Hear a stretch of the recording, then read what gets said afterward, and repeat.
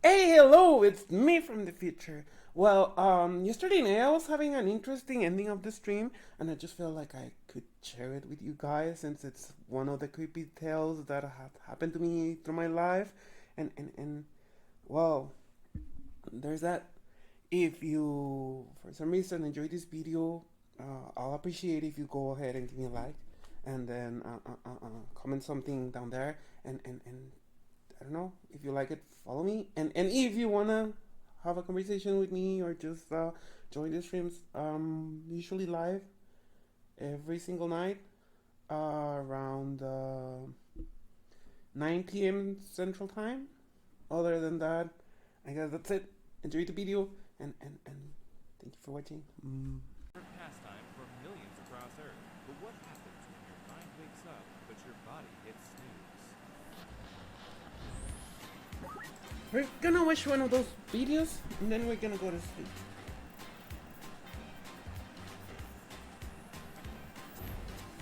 Regardless of whether you're an early riser or a night owl, it's nice to shut down and catch a few Z's in dreamland. Not all. But for those who suffer from sleep paralysis, it's not that simple. I can't remember the last Yay! time I had a good Sleep night's paralysis sleep. demons. Usually I just lay in bed for a few minutes until I get a coffee craving, and then I trip over chill doing the daily 6 o'clock yoga routine.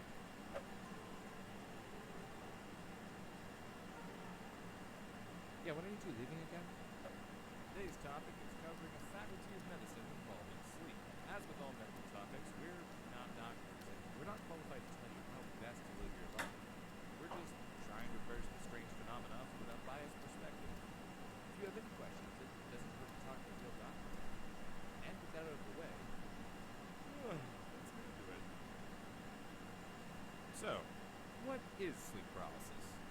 To begin, I'll have Grill read out some Reddit users' experiences, because reading online comments is sort of his Thank thing. you, fellow caffeine cohort. Good evening, folks, and welcome to Reading Online Comments with Grill. Reddit user Purple Dirt describes seeing a slick, black, alien-type creature about 4 feet tall. User send underscore me underscore your underscore feet underscore pics. Gross. Says that they see a cat-sized shadow creature at the base of their bed, and a shadow man walk around the room and disappear behind their open door. Cat-sized shadow creature? I mean cat shaped? Oh, Cat-sized could wait, be wait, wait, anything. wait. I was thinking like, yes, I had one experience with sleep paralysis. I was sleeping on my grandma's house, on the living room.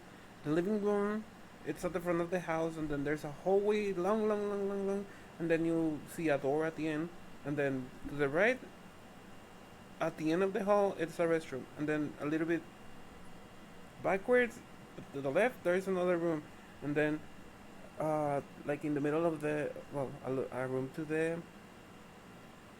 left, and then in the middle of the hallway there's one to the right. Then a little bit closer, almost getting to the front of the house, there's one more to the left, and then to the right there's a kitchen, and then there's the living room. So it's living room, kitchen, room, restroom, and then the door at the end. I'm sleeping right here on the edge of the living room, and I can see all the way to the back of the hallway. And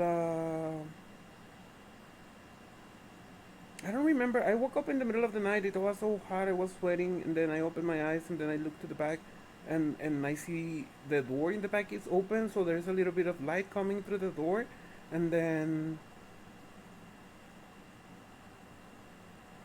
I don't know. Probably I closed my eyes, and then I opened them again, or I looked to some place, and then I looked back again, and I see somebody standing right in front of the door of the restroom, close to the door going to the back part of the house or the patio or whatever. Um, and then I'm like, that's my grandma. It has one of those white gowns that she uses to sleep, and probably she went to the restroom. But then I noticed she's not moving. She's just standing right there on the edge of the freaking hall, and I'm like, why isn't she moving? And then I started to watch her, like, probably she's smoking, but she comes and smoke in the back. She usually comes to the kitchen, lights a cigarette, and goes to the front of the house. And then I keep looking at her, and then I go from the top of like where I'm looking at the whole thing, and I look downward, and I realize there's no fucking feet. There's a fucking white thing at the end of the hallway, and there's no fucking feet. And then I get into panic mode. I feel my whole fucking body sweating profusely, and then I'm like, I think I was like this. I'm not able to move at all. And then I close my eyes, and then I open them again, and then I see the thing closer to me, and I'm like, what the fuck? That's not my grandma, and it's walking towards me. And then I was like, what am I supposed to do? What am I supposed to do? I'm not able to move. I'm not able to move. What am I gonna do? And then I open up my eyes, and the thing's still in the freaking end of the hallway, and I'm like, what the fuck am I gonna do? Am I gonna freaking die? And then I don't remember after that, but I remember not being able to move or scream or do anything until the next day in the morning, and I open my eyes, and I'm still in the same position, and I'm like, it was just a nightmare. Probably it was just a nightmare. I don't tell the story to anybody until years later. We are like on my mom's uh, original town or whatever, and then they're telling creepy stories about this and that, and I'm like, yes. Do you remember that time when I was like at grandma's house, and my uncle and my aunt was there, and then like this and that, and I saw a white lady at the end.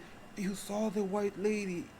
Yes, apparently everybody who goes into that house is a white lady sooner or later. And sometimes that lady opens the doors, or sometimes it closes the door, and it's like my mom and my uncle, my aunt, my mom and two of my aunts used to play Ouija board on that house, and they opened no portals and whatever, and blah blah blah. So I didn't knew the stories until it happened to me, and then I told them like, yes, we kind of did messed up things in that house, and everybody sees people in that house. They said one time I was sick. I had a fever or something, and I was sleeping on the room, not on the like. There's the restroom, the one that's a little bit further to the front, like, but the last room in the house. They said, uh, I had a fever. My mom goes to get a medicine. My aunt is in the back of the house. So like I said, the door is here in the back of the house. There's like a little uh, patio in the back, and then a hole to the front, and then a little hole to the side, and then another patio in the front. So there's a little square in here, and then a little rectangle in the back.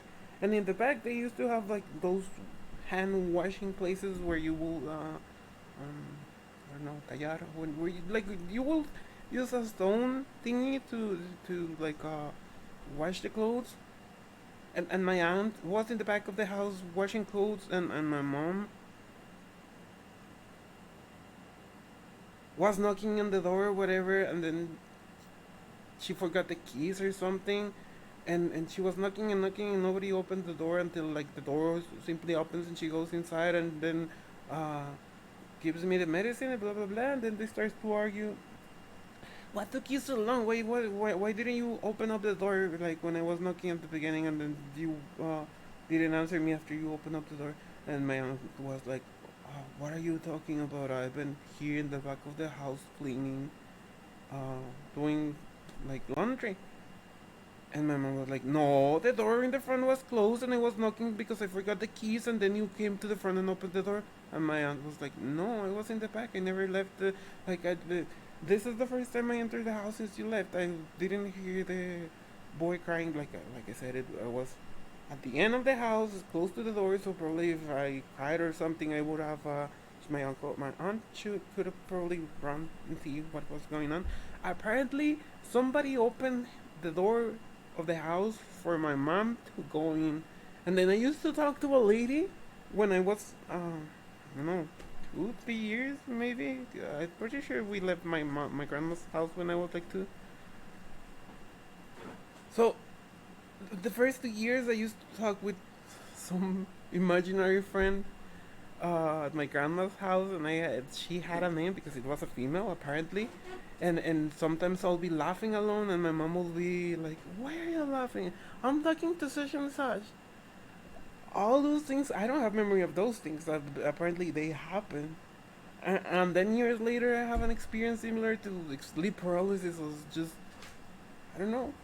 I'm not saying it's real. I'm not saying it happened. I'm just saying I saw something. I couldn't move, and then the next thing I remember is waking up the next morning, like soaked on sweat, on the same position, laying down the same way I was the night before. Could be a cat-sized cat. Could be a cat-sized hippo. Oh, like one of those house hippos. Oh, I really hope it's that. The Reddit user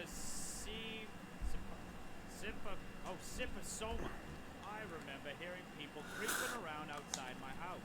So vivid that I believe it's actually happening. Next. Okay, Juice Broom says that a life-size Barbie doll was terrorizing. The worst one I can remember was us on the floor and she was crawling toward me with this huge angry smile and I wanted to get up and move away but I couldn't. See, it's always the same feeling.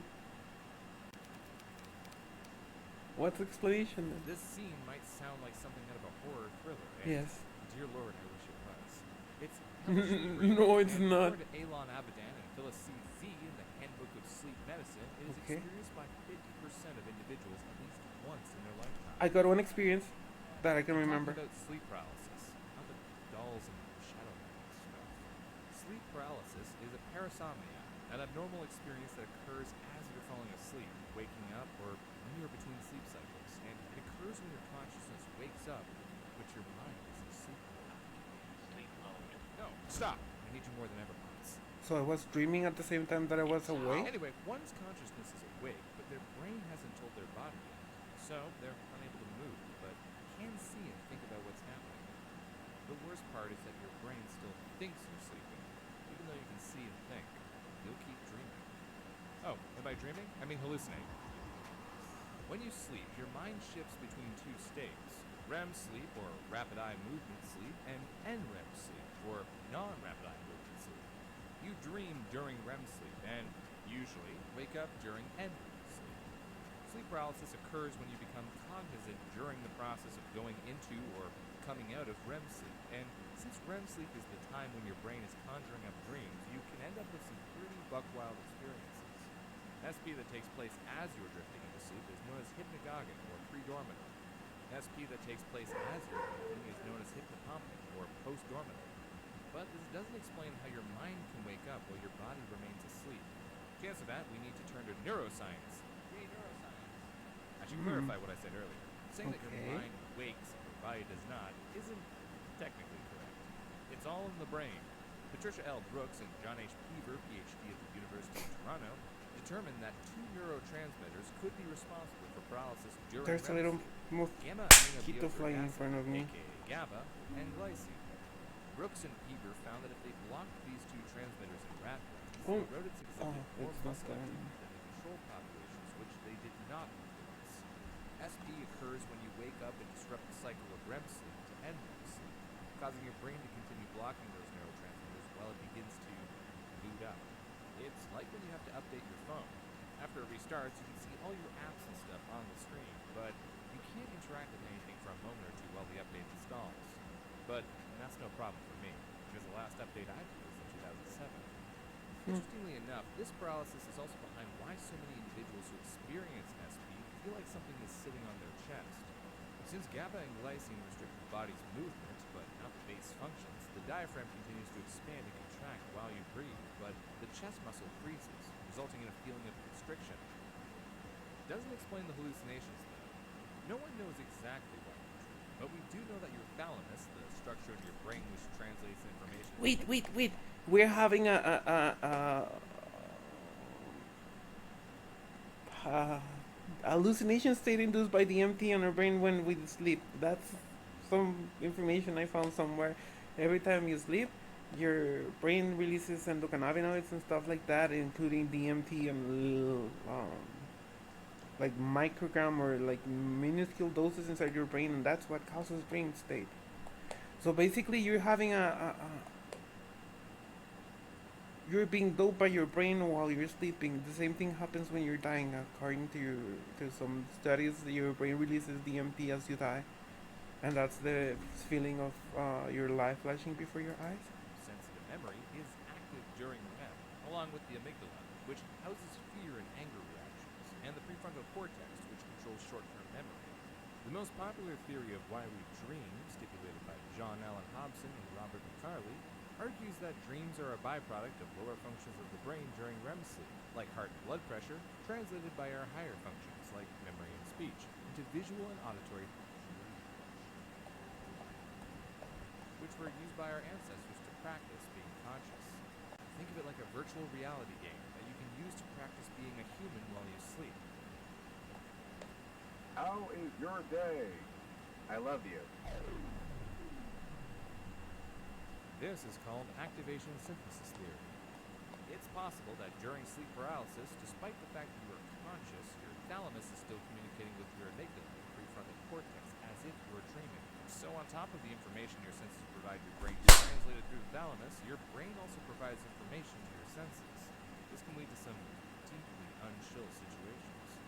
Hey, Grill. Hey, Grill. Get off me. Oh, you promised me we'd go for waffles today. Get off me. Get off me. Get off me. Get off me. Get off me. I don't want your waffles.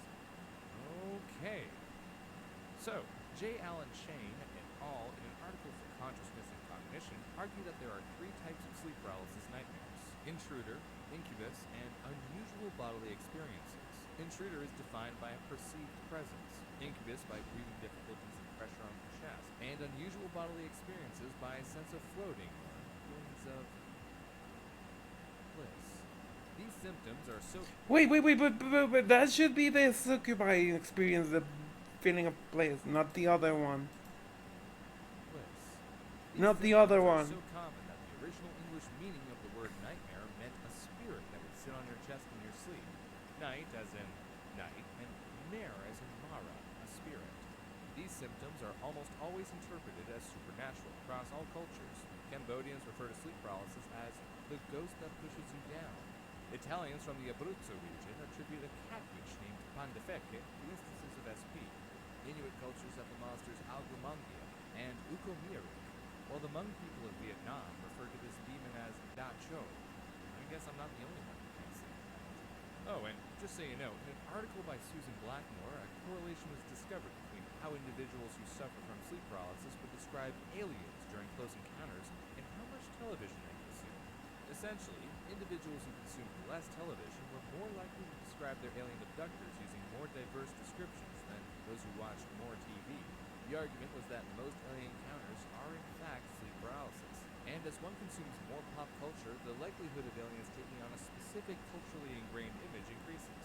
Sleep paralysis occurs in almost half the human population at one point or another. Oh, I just remember another time where I had a specific instance of this sleep paralysis in this room.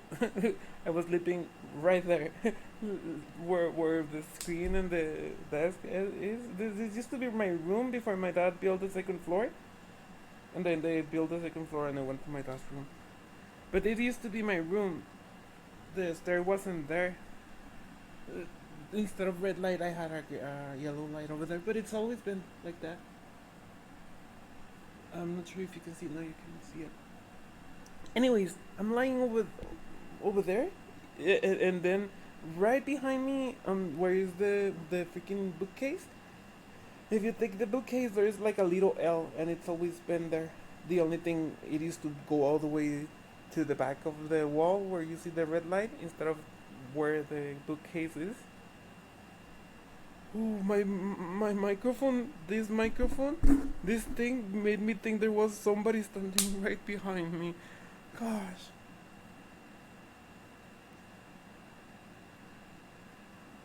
I was trying to go to sleep, and I was doing. My mom was into some weird stuff back in the day, and she was learning about meditation and mantras and yoga and positions and blah blah blah, and she somehow gave me all of that information by osmosis because I was there. So I started to practice as well, and I remember doing the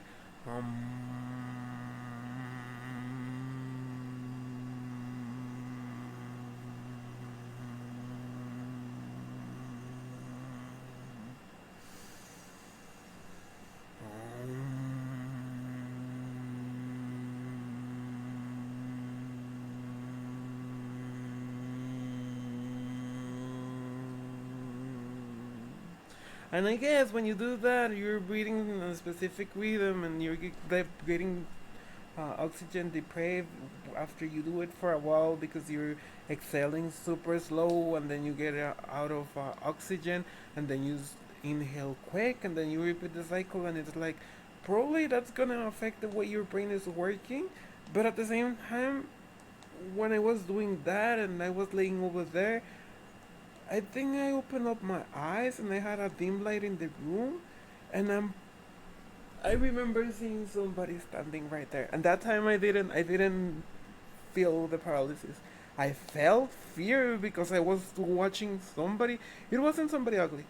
It was a tall person with pale skin. They had like a, I don't know how to describe, like a rope, but not much that you could see. It was all the way to the calves, and then it had a tall neck and whatever.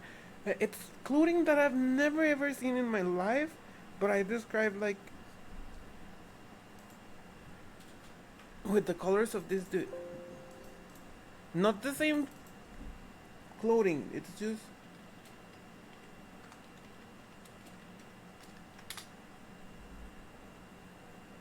I describe him. I've always described him. I saw that dude standing in my freaking room, but it wasn't him because the clothings are different. The same that green, and it wasn't white or pearl. It was like a grayish tunic, similar to this, but it was tied to the body with a different neck. And I'm like, dude, you saw an apparition in front of your fucking room. And I remember closing my eyes and then opening up, like, to see if it was gonna go away or not. And it didn't go away. Literally, give me a second. It was standing here, like that. It wasn't even looking at me. I was laying over. Can you see me? Yes, you can see me. He was like standing here watching, like, I don't know, watching something. Just like this. And I was over there, like laying down, and I closed my eyes. Can you hear? So, I was saying, the dude wasn't even moving. He was just standing there. And I remember closing my eyes at last one, and then opening them up again, and it didn't go away. And then I tried to sleep, but I couldn't sleep because I was afraid because I didn't knew what the fuck was happening. And then all of a sudden, it's like, too hot for me to breathe because I think I covered my head with the bed sheets or something. And then after a while, maybe like an hour or two, uh, I couldn't take it anymore, so I take off the uh, cover from my head, and then I look back and it's gone, and I go to sleep. But it's like, I don't know. That time it wasn't an actual sleep paralysis thing, but it was something. Often seen in students, individuals suffering from PTSD, and people with high BMI, consistency But it in sleep mustn't. schedule is the most successful treatment plan for SP. These groups may be more prone to sleep paralysis because their lifestyles or health complications make consistent sleep schedules difficult. In addition, SP can be linked to many different cultures' concepts of ghosts, demons, and other supernatural monsters.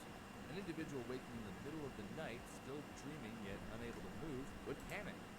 Oh, by the way, after I saw that dude, I started to see other stuff unrelated to that situation, and my mom thought that I was going insane. Now I can say probably I had a little episode of schizophrenia back when I was like 10, 11 years old. And their fear would influence their hallucinations. The good news is that there is no physical danger from sleep paralysis, recurrent or otherwise. So, unless a person also suffers from narcolepsy or other parasomnias, SP will not occur very often, and treatment is probably unnecessary. The best way to deal with SP is to relax, understand there is nothing to fear, and wait for the episode to pass. It's kind of like watching real burn tweets. Hey, buddy. Listen, that dream you got me. Oh, come on, man. I ain't done yet.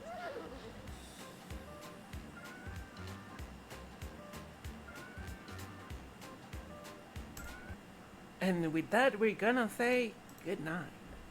You know the drill.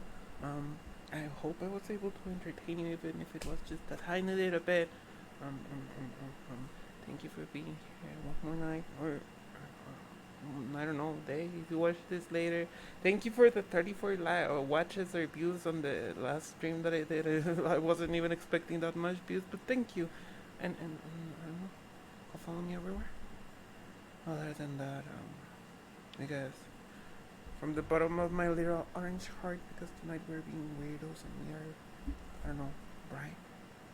Thank you for watching, and I guess I'll see you guys next time or something, or no. Bye.